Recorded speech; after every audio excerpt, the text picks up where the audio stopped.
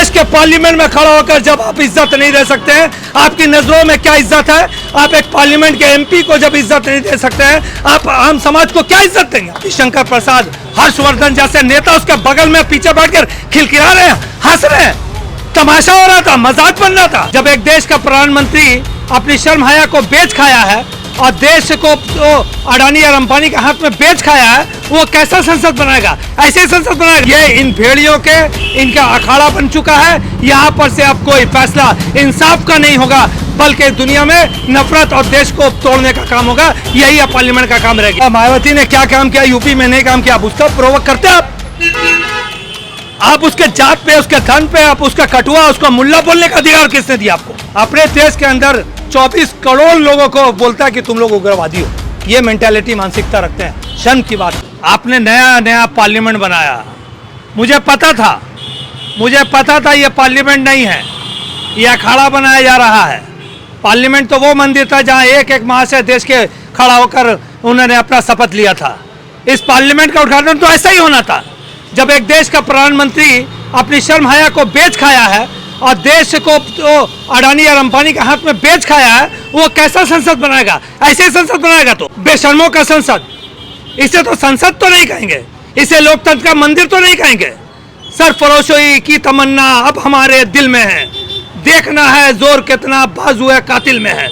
वक्त आ गया है मुसलमानों को यह बात समझने के लिए कि हिंदुस्तान के जो ये आज पार्लियामेंट है, अब ये पार्लियामेंट नहीं रहा, ये इन भेड़ियों के इनका अखाड़ा बन चुका है। यहाँ पर से अब कोई फैसला इंसाफ का नहीं होगा, बल्कि दुनिया में नफरत और देश को तोड़ने का काम होगा। यही अब पार्लियामेंट का काम रह गया। मुस्लिम समाज को नहीं कहा, पार्लियामेंट के प्लेटफॉर्म में उन्होंने जिस वर्ड का इस्तेमाल किया, मुझे तो शर्म आती है, घिना रही। इस बात को यहाँ पर मैं करना नहीं चाहता हूँ आपके सामने। कल का ये वीडियो देखने के बाद हमको रात भर नींद नहीं आया।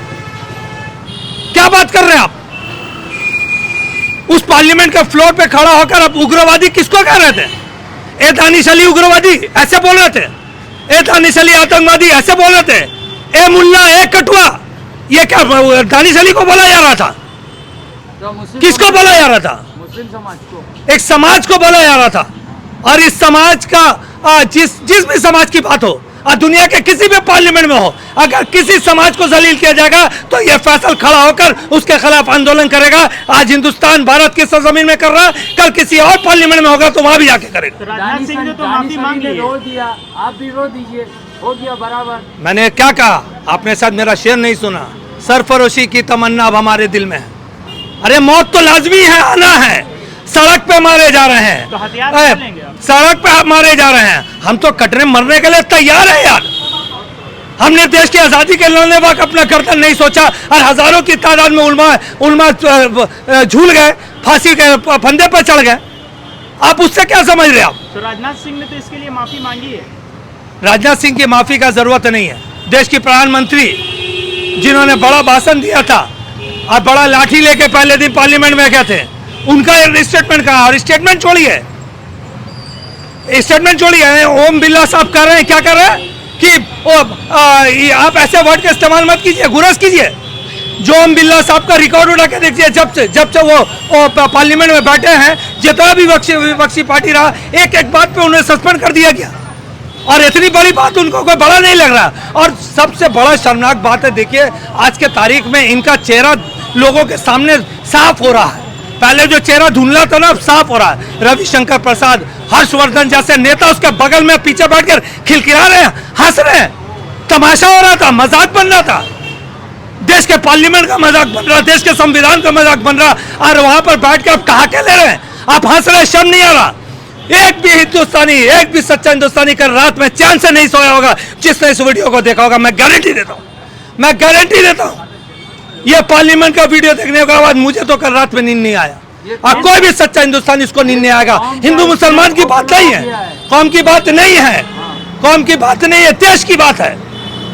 एक देश के पार्लियामेंट में खड़ा होकर जब आप इज्जत नहीं दे सकते हैं, आपकी नजरों में क्या इज्जत है? आप एक पार्लियामेंट के एमपी को जब इज्जत नहीं दे सकते हैं, आप आम समाज को क्या इज्जत देंगे? आप बताइए ना। आपका नजरिया, आपका सोच इस चीज को दर्शाता है कि किस दिशा की तरफ देश जा रहा है। अभी भी वक्त है मोदी जी, संभल जाइए।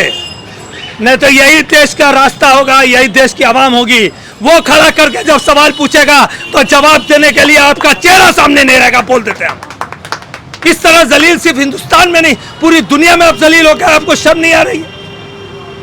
एक हिंदुस्तान का एक बहुत बड़ा तबका मोदी जी को वो भगवान मान लिया है, भगवान मान लिया। तो भगवान को तो ना इंग्लिश जानने की जरूरत है, ना हिंदी जानने की जरूरत है, भगवान को तो सब मालूम है।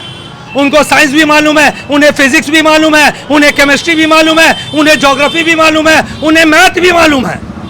कनाडा में खड़ा होकर पढ़ा रहे थे ना, A² + 2² 2A भी कहाँ से निकलता है, वही कनाडा आज जोरदार तमाचा मारा जब आपका डिप्लोमेट को वहां से हटाया। आपका डिप्लोमेट को नहीं हटाया, हमारे देश का डिप्लोमेट को हटाया है। जख्मी इस देश का हर आदमी का सीना छलनी हुआ है, आपका कुछ नहीं बिगड़ा। आप तो खड़ा होकर दुनिया को यह बता रहे हैं कि आप एक्शन ले रहे हैं, वीजा कैंसिल करा दिया। 3 साल पहले जाकर उसी कनाडा में खड़ा होकर कह रहे थे इंडिया और कनाडा मिलता है तो एक्स्ट्रा 2A भी मिलता है कि नहीं मिलता है।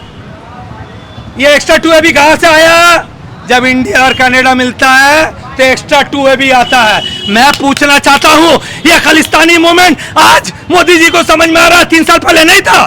उसी कनाडा की सरजमीन में हमारा तिरंगा को पैरों तरह रौंद दिया गया, तब कहा थे मोदी जी। आज उनको समझ में आ रहा है, जब कनाडा ने एक्शन लिया तो आप रिएक्शन करके दुनिया को दिखा रहे हैं। आपका मैं सवाल करता हूं, आपका डिप्लोमेटिक रिलेशन, इंटरनेशनल रिलेशन, आपके इन भक्तों ने, आपके सोशल मीडिया सेल ने, IT सेल ने दिखाया कि हम विश्व गुरु बन गए हैं, मोदी जी विश्व लीडर बन गए हैं। आज एक भी कंट्री कनाडा के मामले में आपके साथ खड़ा क्यों नहीं है मोदी जी, जवाब दीजिए। मगर रमेश के सपोर्ट में बहुत सारे लोग। आज इस तरह का स्टेटमेंट पार्लियामेंट के अंदर में, पार्लियामेंट के प्लेटफॉर्म में आया है, ये देश के लिए शर्मनाक बात है। और मैं इसके लिए कानून से लेकर आपका पार्लियामेंट तक मैं ये आपसे अपील करता हूं कि इनके खिलाफ सख्त से सख्त कार्रवाई किया जाए। ये गर्व की बात है, उन्हें गाली देना गर्व की बात है, गाली देना गर्व की बात है, क्या बोल रहे हैं आप, नहीं समझे आपका क्वेश्चन फिर से। कनाडा में आरएसएस को बैन नहीं, एक मिनट क्या वो कह रहे हैं, कुछ लोग ट्विटर में लिख रहे हैं कि ये गर्व की बात है, हिंदू शेर ने जवाब दिया। मुझे ऐसा स्टेटमेंट नहीं नजर आया, और अगर है भी होगा, जरूर होगा, क्योंकि बीजेपी का IT सेल काम कर रहा है ना भाई, पैसा मिल रहा है ना। मैं तो बोल रहा हूं आपको, कल उसका IT सेल बुला के बोलेगा कि मोदी के खिलाफ ट्रेंड चलाता है, इस लड़के को बुलाओ, 1 करोड़ रुपया दे दो, कल आप भी ट्रेंडिंग करने लगेंगे कि मोदी जी विश्व गुरु है, आप भी ट्रेंडिंग करने लगेंगे। भैया पैसा बोल रहा है। आज ये बात हम तो नहीं बोल रहे, कल हम बोल रहे थे तो लोगों को बुरा लग रहा था। आज पूरा का पूरा अलायंस, पूरा का पूरा अपोजिशन मिलकर सारे मीडिया चैनल और ऐसे जर्नलिस्ट को बॉयकॉट किया है ना। कनाडा में आरएसएस को बैन कर दिया गया, इसको लेकर क्या कहेंगे। RSS को इंडिया में भी बैन किया गया था, आज़ादी के पहले इंडिया में बैन किया गया था, आज़ादी के बाद भी इंडिया में बैन किया गया था। RSS का वीज़ा USA में पहले भी बैन किया गया था। अरे हमारे नरेंद्र मोदी जी को बैन कर दिया गया था यार। इसके बाद भी ये इस देश के लोग अपने फॉल्स प्रोपेगेंडा और सोशल मीडिया व्हाट्सएप यूनिवर्सिटी पे जी रहा है तो क्या होगा। मैं तमाम देशवासियों को जो आपने अनभक्ति का चश्मा लगाया है ना, उनसे ये कहता हूँ अनभक्ति का चश्मा निकालिए और अपना चश्मा निकाल कर मेहरबानी करके देश की स्थिति और हालात को देखते हुए संविधान को सामने रखकर फैसला कीजिए। आज देश कहाँ डूब रहा है। आखिरी सवाल, क्या इस तरह के लोग MP बनने के लायक हैं? MP बनने का लायक तो छोड़ दीजिए, फांसी में चढ़ाओ। क्रिएट एन एग्जाम्पल, पूरी दुनिया के लिए एक एग्जाम्पल क्रिएट कीजिए कि हमारे लोकतंत्र को जो गाली बकेगा उसे हम फांसी के फंदे पे चढ़ा देंगे। रमेश को फांसी का फंदा में चढ़ा के दिखाइए और दुनिया में एग्जाम्पल क्रिएट कीजिए कि देखिए देश का, हिंदुस्तान का लोकतंत्र कैसा होता है। मोदी जी, फिर आपको समझ में। अगर यही चीज दानिश अली किए होते तो शायद फांसी पे चढ़ जाते। बिल्कुल चढ़े जाते, बिल्कुल। आज दानिश, अरे पार्लियामेंट के फ्लोर पे इतना बोलना तो बहुत दूर की बात है। यहाँ पर रास्ता में जो बोल रहा है उनके खिलाफ FIR हो जा रहा है, और इस तरह का बात बोलना तो अब तक तो फांसी में चढ़ा दिया जाता।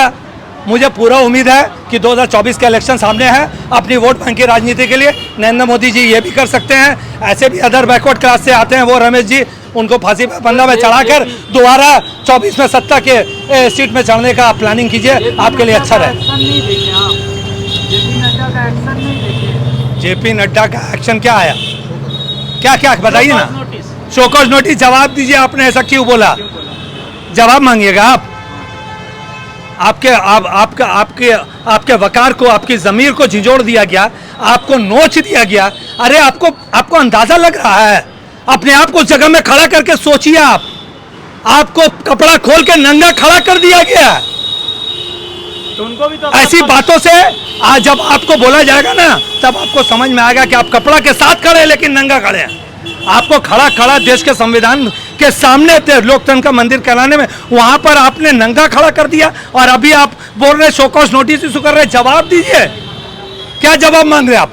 तो उनको भी तो आप अपने जवाब पक्ष क्या में मांग रहे? बात करने का अधिकार है ना। आतंकवादी ये बात करने का, वो भी तो दूसरा अपने को गाली पक्ष में बात रख- दूसरा को गाली बकने का अधिकार है। पार्लियामेंट में आतंकवाद उग्रवाद बोलने का अधिकार है, ये अधिकार कहाँ है? दिखा दो उनको कौन से संविधान में। उनको तो प्रोवोक किया गया। दानिश अली बहुत अरे प्रोवोक करेंगे तो हम आपको आतंकवादी थोड़ी ना बोल देंगे। हम आपको बोलेंगे कि आप काम करने के काबिल नहीं है, आप हमको बोलिएगा हम काम करने के काबिल नहीं है। तो उन्होंने पीएम मोदी को ऐसा अरे कहा, बीएसपी सरकार ने मायावती के किया। एमपी थे और मायावती ने क्या काम किया यूपी में, नहीं काम किया, आप उसका प्रोवोक करते हैं आप उसके जात पे, उसके धन पे, आप उसका कटुआ, उसका मुल्ला बोलने का अधिकार किसने दिया आपको? और ये बोलने के बाद ये मुल्ला वो है, वो एक ही मुल्ला है दानिश अली, तो मुल्ला को वहाँ बैठा हुआ। बोलेंगे तो क्या बोलेंगे? कटुआ वो है, मुल्ला को मुल्ला नहीं बोलेंगे तो क्या बोलेंगे? कटुआ है। बोलिए क्या क्या बोलिए ना। और आतंकवादी भी है वो, आतंकवादी बोलिए। आतंकवादी को आतंकवादी बोलेंगे तो क्या होगा? उग्रवादी को उग्रवादी है। देश में अभी सुनिए, इस जो अभी सरकार चल रही है ना, ये साबित करने में लगी है कि देश का 24 करोड़ आदमी अगरवादी, उग्रवादी और आतंकवादी है। ऐसा जाहिल सरकार आज तक नहीं देखा जो अपने देश के अंदर 24 करोड़ लोगों को बोलता है कि तुम लोग उग्रवादी हो। ये मेंटालिटी, मानसिकता रखते हैं। शर्म की बात है।